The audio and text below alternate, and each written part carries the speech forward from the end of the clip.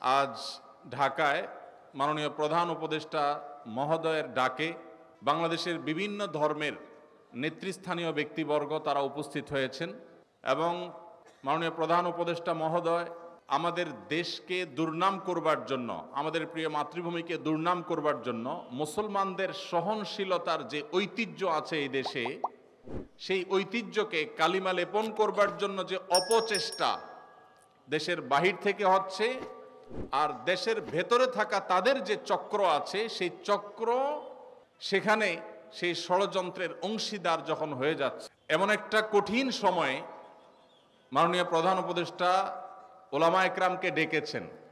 এদিকে আমার আজকে আসুন্নাহ ট্রাস্টে আসার কথা বিকাল ৩টায়, যখন রাষ্ট্রের এই গুরুত্বপূর্ণ কাজ যেখানে আমরা ঐক্যবদ্ধ আছি কিনা এই বার্তাটা দেয়া গুরুত্বপূর্ণ। আমাদের বিষয়ে আমাদের পার্শ্ববর্তী দেশের বিভিন্ন ভুইফোড় গণমাধ্যম, না বলে বলতে হবে বিভিন্ন প্রচার মাধ্যম, বিভিন্ন ইউটিউবার, তারা যখন আমাদের এই প্রিয় স্বদেশ, আমাদের এই প্রিয় ছোট্ট মাতৃভূমি, যে মাতৃভূমিতে আমরা এদেশের মুসলমানরা তাদের ধৈর্য এবং সহনশীলতা দিয়ে তারা এদেশের অন্যান্য ধর্মাবলম্বী ভাইদেরকে বোনদেরকে আগলে রেখেছেন, তাদেরকে এখানে নিজেদের মতো করে বেড়ে ওঠার পূর্ণ স্বাধীনতা এখানে মুসলমানরা প্রত্যেকে যার যার থেকে দেওয়ার চেষ্টা করে চলেছেন। মুসলমানদের এই ঐতিহ্য, তাদের এই সুনাম, তাদের এই সুন্দর আচরণ, তাদের এই ধর্মীয় সম্প্রীতিকে কালিমা লেপন করার যে চেষ্টা চলছে, সেই চেষ্টাকে নস্যাৎ করবার জন্য, সে অপচেষ্টাকে নস্যাৎ করবার জন্য এবং মুসলমানদের মধ্যে যে উদারতা রয়েছে অন্যান্য ধর্মাবলম্বীদের ব্যাপারে সে বিষয়ে বার্তা দেবার জন্য, অন্য ধর্মাবলম্বী যারা এদেশে আছেন তারা যে আসলে ভালো আছেন, তাদের ব্যাপারে যে প্রপাগান্ডা চালানো হয় সেগুলো যে মিথ্যা এবং গুজব, সে বিষয়ে তাদের মতামত গ্রহণ করবার জন্য আজ আমরা একত্র হয়েছি। আজ আমাদের এই প্রিয় স্বদেশকে দুর্নাম করবার জন্য যারা যেভাবে চক্রান্তে লিপ্ত, এই দেশের মানুষের খেয়ে, এদেশের মানুষের পরে, এদেশের মানুষের টাকায় চলে কিছু মিডিয়াও তাদের দোসরের ভূমিকায় অবতীর্ণ হয়েছে। এই দুষ্ট চক্র যারা আমাদের এই ঐক্যবদ্ধ বাংলাদেশকে বিভক্ত করতে চায়, দুর্নাম করতে চায়, তাদের সে অপচেষ্টাকে নস্যাৎ করবার জন্য আমরা এদেশের মানুষ বিভিন্ন বিষয়ে, আপনার সাথে আমার মতামত পার্থক্য থাকতে পারে, ভিন্ন মত থাকতে পারে, কিন্তু আমাদের দেশের স্বাধীনতা, সার্বভৌমত্ব, আমাদের দেশের জাতীয় স্বার্থ রক্ষার ক্ষেত্রে আমরা সবাই ঐক্যবদ্ধ। এই বার্তাটি দেওয়ার জন্য আজ তিনি আমাদের ডেকেছিলেন, সেখানে আমরা একত্র হয়েছি এবং সেই কারণেই আমার আসলে এখানে আসতে একটু দেরি হয়েছে। তো ডক্টর খন্দকার আব্দুল্লাহ জাহাঙ্গীর রহমাহুল্লাহর কথা মনে পড়েছে আমার, এই যখনই ঐক্যবদ্ধ জাতি গঠন করার প্রশ্ন উঠেছে তখনই মনে পড়েছে স্যারকে, এই জন্য যে আজ থেকে 15 বছর 20 বছর আগে এই দেশে ঐক্যের যে ডাক, আলেম সমাজের মধ্যে সবচেয়ে কার্যকর ঐক্যের ডাক যিনি দিয়েছিলেন, সেই মানুষটির নাম হলো ডক্টর খন্দকার আব্দুল্লাহ জাহাঙ্গীর রহমাহুল্লাহ। স্যার যখন ঐক্যের কথা বলেছেন, তিনি যখন ইত্তেহাদ মাআল ইখতিলাফ, তার সেই প্রসিদ্ধ উক্তি ইত্তেহাদ মাআল ইখতিলাফ, বৈচিত্র্যময় ঐক্য, আপনার সাথে আমার 10টা বিষয়ে মতপার্থক্য আছে কিন্তু 100টা বিষয়ে আমরা একমত আছি, যে বিষয়ে একমত আছি ওই বিষয়ে আমরা একযোগে কাজ করি, ভিন্ন মত রেখেও আমরা একসাথে চলতে পারি, এই চিন্তা, এই দর্শন ডক্টর খন্দকার আব্দুল জাহাঙ্গীর রহমাহুল্লাহ মাহফিলে, সেমিনারে, ইউনিভার্সিটিতে, ক্লাসে, বই পুস্তকে, তার লিফলেটে তিনি দিয়ে গেছেন। আজ তার বিদায়ের এত বছর পরও জাতি যখন ঐক্যবদ্ধ হওয়ার প্রয়োজন দেখা দিয়েছে, আমাদের জাতীয় স্বার্থে ভিন্ন ভিন্ন মতের মানুষ হয়েও আমরা যখন ঐক্যবদ্ধ হওয়ার প্রশ্ন এসেছে, তখন ডক্টর খন্দকার আব্দুল্লাহ জাহাঙ্গীর রহমাহুল্লাহর নাম সবার আগে মনে পড়েছে। কারণ এই সেই মানুষ যিনি আমাদের মধ্যকার মত বিরোধগুলোকে কমিয়ে সেগুলোকে সম্মানজনকভাবে সুন্দরতম উপায়ে মত ভিন্নতার একটা প্রশংসনীয় জায়গায় আনার চেষ্টা করেছেন। আল্লাহরে বান্দা, তার সারা জীবন চেষ্টা করেছেন এ বিষয়ে। আল্লাহ রাব্বুল আলামিন তার কবরকে নূরে নূরান্বিত করে দিন। আল্লাহ রাব্বুল আলামিন স্যারের সমস্ত ভুল ত্রুটি মাফ করে তাকে জান্নাতুল ফেরদাউসের মেহমান হিসেবে কবুল করে নিন। আল্লাহ তাআলা স্যারের এই একমাত্র পুত্র এবং স্যারের প্রতিষ্ঠিত আস-সুন্নাহ ট্রাস্টের চেয়ারম্যান মহোদয়কে আল্লাহ তাআলা স্যারের মতো যোগ্যতা সম্পন্ন মানুষ হিসেবে কবুল এবং মঞ্জুর করে দিন। ভাইরা আমার, আমাদের এই প্রিয় স্বদেশে ছোট্ট একটা জায়গা, নানান মতের মানুষ, নানান পথের মানুষ আমরা থাকি, এত চিন্তার মানুষ আছি। এই যে এই মাহফিলে আমরা এত মানুষ আছি, আমাদের মধ্যেও সবাই কি সব বিষয়ে একমত আছি? অনেক বিষয় আমাদের মধ্যে ভিন্নমত আছে না? কিন্তু ভিন্নমত থাকা সত্ত্বেও কিছু বিষয় এক, আমাদের আল্লাহ এক। কোনো ভিন্নমত আছে?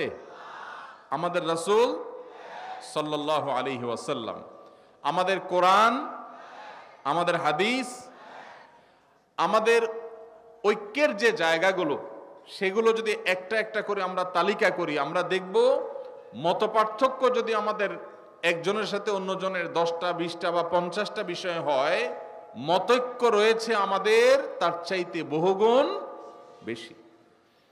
আপনার সাথে আমার যদি 2 4 5 10টা বিষয়ে মতপার্থক্যের কারণে আপনি আমার থেকে দূরে যাওয়াটা গুরুত্বপূর্ণ মনে করেন, জরুরি মনে করেন, তাহলে শত শত বিষয়ে যে আমরা একমত আছি, সেই কারণে কেন আমরা একে অন্যের কাছে আসতে পারছি না?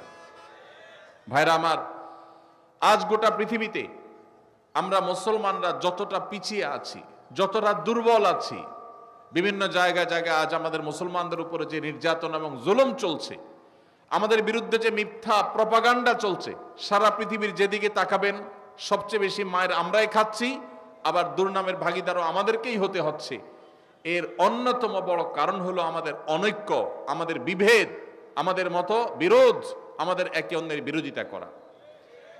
আজ এই প্রেক্ষাপটে অন্তত আমাদেরকে ঐক্যবদ্ধ হতে হবে, ঐক্যের গুরুত্ব আমাদেরকে অনুধাবন করতে হবে। আমাদের ঐক্যের যে ফর্মুলা ডক্টর আব্দুল্লাহ জাহাঙ্গীর রহমাল্লাহ দিয়ে গেছেন, সেটা মূলত তাঁর দেওয়া না। তিনি নিজে এই ফর্মুলা দিয়েছেন কোরআন থেকে, তিনি এই ফর্মুলা দিয়েছেন প্রিয় নবী সাল্লাল্লাহু আলাইহি সাল্লামের হাদিস থেকে।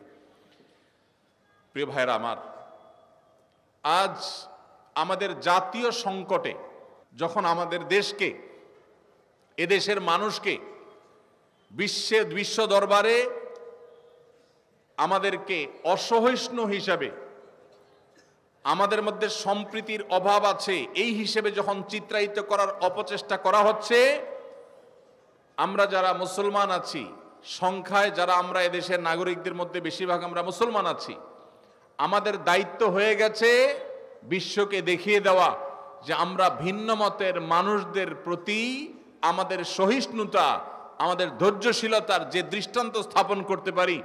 সভ্য পৃথিবীর বহু দেশ আছে যারা রীতিমতো আমাদেরকে সবক দেয়, সংখ্যালঘুদের অধিকারের কথা স্মরণ করায় দেয়। তাদের চাইতে আল্লাহ তাআলা আমাদেরকে সহিষ্ণুতা, ধৈর্যশীলতার ক্ষেত্রে অন্তত এক ধাপ হলেও এগিয়ে রেখেছেন, আলহামদুলিল্লাহ। আপনারা দেখেছেন বিগত আমলের শেষের দিকে ফরিদপুরের একটা সম্ভবত মসজিদ নির্মাণকে কেন্দ্র করে বা কোনো একটা স্থাপনাকে নির্মাণকে কেন্দ্র করে দুজন শ্রমিক, তাদেরকে অন্য ধর্মাবলম্বী একজন তথাকথিত জনপ্রতিনিধি নির্মমভাবে একটা প্রপাগান্ডা ছড়িয়ে গণপিটুনি দিয়ে একরকম তাদেরকে নির্মমভাবে হত্যা করা হলো।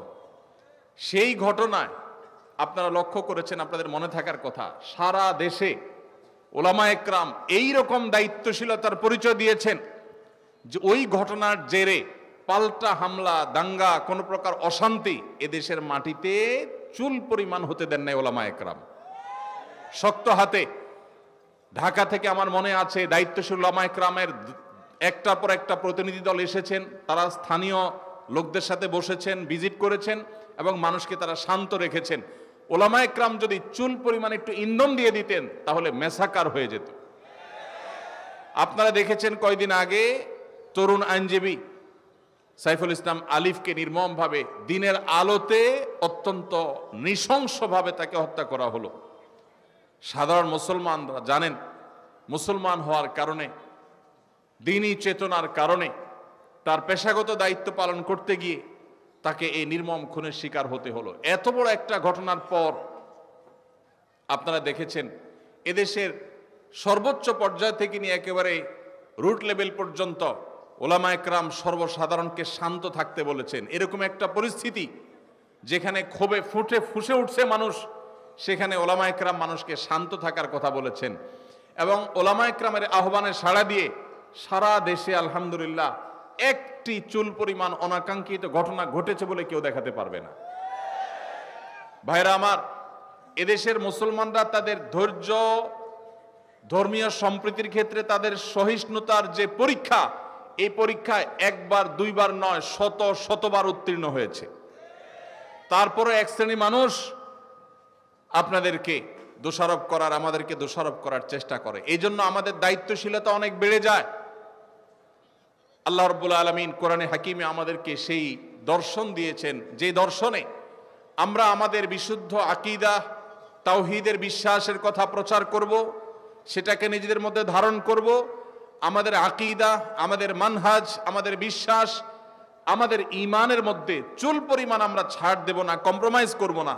কিন্তু একই সাথে যারা ভিন্ন মত পোষণ করছেন, যারা অন্য ধর্মাবলম্বী আছেন, তাদেরকেও আমাদের আকীদা, আমাদের বিশ্বাস গ্রহণ করতে, ধারণ করতে আমরা বাধ্য করব না। কারণ আমরা সেই ধর্মের অনুসারী যেই ধর্ম বলেছে লা ইকরাহা ফিদ্দীন, লা ইকরাহা ফিদ্দীন। ধর্ম গ্রহণ করার ক্ষেত্রে কোনো বাড়াবাড়ি করা, জবরদস্তি করা যাবে, কোনো জবরদস্তি করে কাউকে কোনো ধর্ম গ্রহণ করানো যাবে না।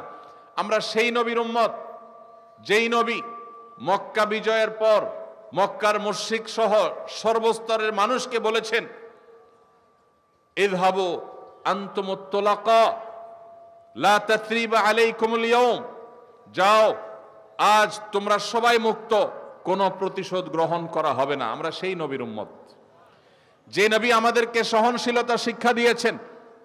অতএব আমরা সব সময় লক্ষ্য রাখব যে এদেশের কোনো অন্য ধর্মাবলম্বীরা তাদের ধর্ম পালন করতে গিয়ে কোনো প্রকার বাধার সম্মুখীন হবে না। আমরা আমাদের তাওহীদে বিশ্বাসী থাকব, তাওহীদের প্রচার করব, তাতে কোনো কার্পণ্য করব না। শিরক থেকে একজন মুসলমান কোরআনের নির্দেশের কারণে, নবী সাল্লাল্লাহু আলাইহি সাল্লামের নির্দেশের কারণে তিনি শত সহস্র মাইল যোজন দূরে তিনি থাকবেন, তার আকীদা মানহাজকে তিনি পরিচ্ছন্ন পবিত্র রাখবেন। কিন্তু একই সাথে অন্য ধর্মের মানুষকে কখনো আমাদের ধর্ম গ্রহণ করতে আমরা যেরকম বাধ্য করব না, তাদের ধর্ম পালনেও তাদেরকে আমরা বাধা দিব না। ইসলাম আমাদেরকে বাড়াবাড়ি করতে বলে না, ছাড়াছাড়ি করতেও বলে না।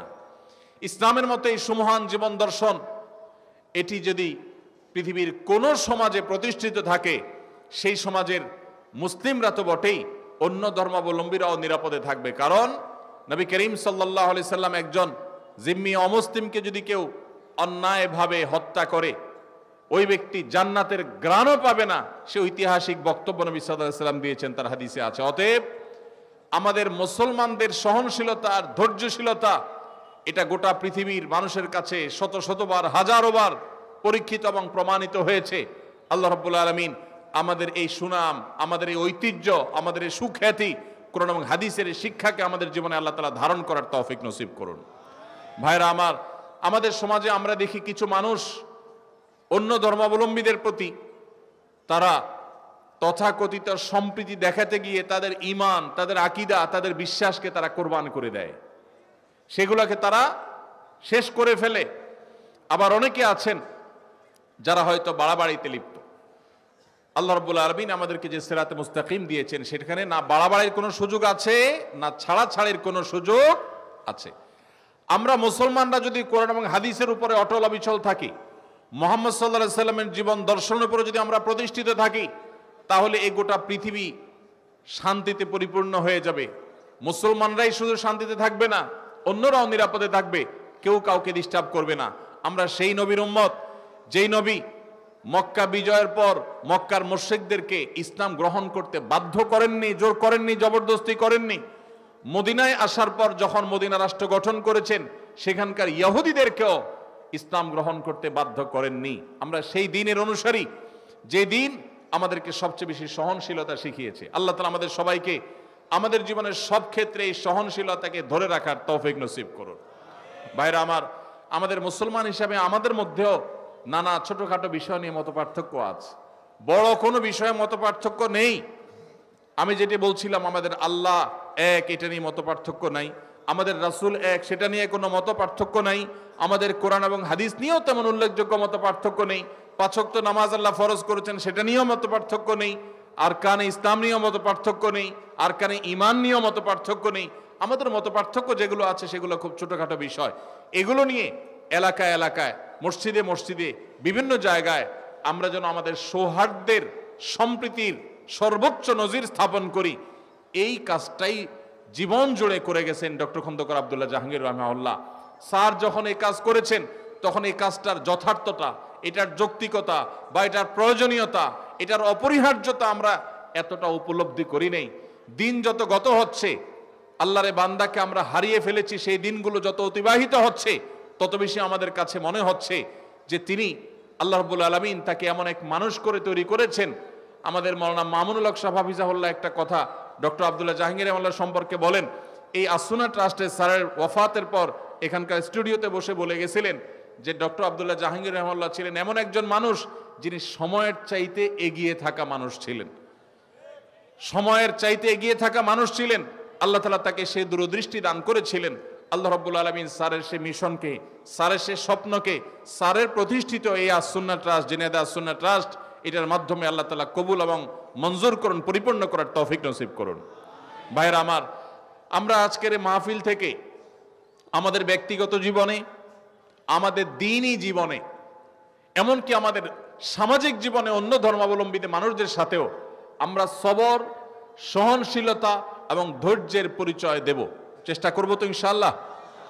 ভাইরা আমার, আমরা যখন আমাদের নিজেদের মধ্যে মসজিদের অভ্যন্তরে ভিন্ন মতের কোনো মানুষ দেখব, ডক্টর খন্দকার আব্দুল্লাহ জাহাঙ্গীর রাহিমাহুল্লাহ সেই ঐতিহাসিক বক্তব্য আপনাদের নিশ্চয়ই অনেকেরই শোনা আছে। স্যার বলেছিলেন যে আপনার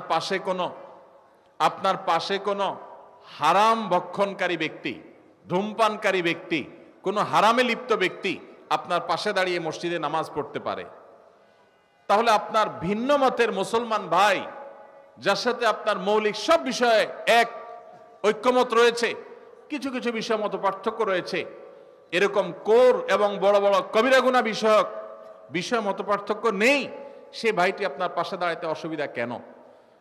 স্যার আরেকটা এক্সাম্পল আপনাদের মনে পড়ে, তিনি বলতেন যে আমরা যখন মসজিদে নামাজে দাঁড়াই, জামাত ইসলামের ভাই, চরমনাই পীর সাহেবের মুরিদ ভাই, ফুরফুরা পীর সাহেবের মুরিদ ভাই, আহলে হাদিস ভাই, হানাফি ভাই, বিভিন্ন মতের মানুষ যখন আমরা পাশাপাশি কাঁধে কাঁধ মিলিয়ে দাঁড়াই, আমাদের ভিন্ন ভিন্ন চিন্তা সত্ত্বেও আমরা নামাজের কাতারে ভিন্ন কাতার করি না, আমরা কাঁধে কাঁধ মিলিয়ে দাঁড়াই, তাহলে নামাজের বাহির হয়ে, মসজিদ থেকে বের হয়ে কেন আমরা একে অন্যকে শত্রু মনে করি? আমরা অবশ্যই, আমি যেটাকে আল্লাহ তাআলা আমাকে যে আকলে সালিম দিয়েছেন, এটা দিয়ে আমি কোরআন এবং হাদিসের কষ্টি পাথরে হককে আমি খুঁজে বের করব, সত্যকে আমি অনুসন্ধান করব, সত্যের উপর আমি পরিচালিত হব, এতে কোনো সন্দেহ নেই।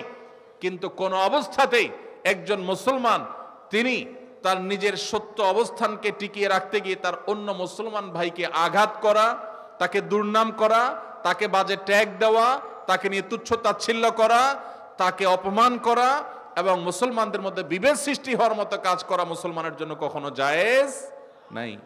আল্লাহ রাব্বুল আলামিন কোরআনে কারিমে আমাদেরকে নির্দেশ করেছেন, ওয়াতাসিমু বিহাবলিল্লাহি জামিআ, তোমরা আল্লাহর রশি সবাই আঁকড়ে ধরো আল্লাহর রজ্জুকে, ওয়ালা তাফাররাকু, তোমরা বিভক্ত হয়ে যেও না। আজ আমাদের ঐক্যবদ্ধ হওয়া বড় বেশি প্রয়োজন। আমরা মুসলমানরা আজ বিভক্ত থাকার কারণে আজ এক শ্রেণীর মিডিয়া আমাদেরকে নিয়ে খোঁচাখুচি করে, আমাদেরকে আঘাত করে, আমাদেরকে নানাভাবে বদনাম করার চেষ্টা করে। আমরা যদি সবাই ঐক্যবদ্ধ থাকি, আমরা যে বিষয়গুলোতে মতপার্থক্য আমাদের আছে সেগুলো থাকুক, সেগুলো থাকা সত্ত্বেও বৃহত্তর ইসলামের স্বার্থে, দ্বীনের স্বার্থে, আল্লাহ এবং তার রাসূল সাল্লাল্লাহু আলাইহি সাল্লামের স্বার্থে আমরা যদি কাঁধে কাঁধ মিলে, আপনার কাজে আমি, আমার কাজে আপনি যদি সহযোগিতা করি, একে অন্যের প্রতি যদি সহযোগী হই, সহমর্মী হই, একযোগে কাজ করি, তাহলে মনে রাখবেন ইসলাম এবং মুসলমানদের চিহ্নিত দুশ্মনদের যে সংখ্যা, সেটা এদেশে খুবই নগণ্য। এই মানুষগুলো কখনো আমাদের মাথার উপরে ছড়ি ঘুরাতে পারবে। একটি কালচার আমাদের দেশে চলে আসছে, সেটি হলো হাতে গোনা যাবে এরকম কিছু মানুষ এদেশের ধর্মপ্রাণ মানুষদের উপরে তাদের শাসনের নামে শোষণ চালিয়ে যাচ্ছে। তারাই ন্যারেটিভ দাঁড় করায়, তারাই বিভিন্ন ব্যাখ্যা দাঁড় করায়, বিভিন্ন বয়ান হাজির করে। তারা আমাদেরকে এক এক সময় এক এক ট্যাগ লাগিয়ে নানা সময় কোণঠাসা করে রাখে। কখনো জঙ্গি বলে গালি দেয়, কখনো উগ্রবাদী বলে গালি দেয়, কখনো রাজাকার বলে গালি দেয়। আমাদের বিরুদ্ধে বিভিন্ন ন্যারেটিভ দাঁড় করিয়ে ইসলাম এবং মুসলমানদেরকে কোণঠাসা করার চেষ্টা করে।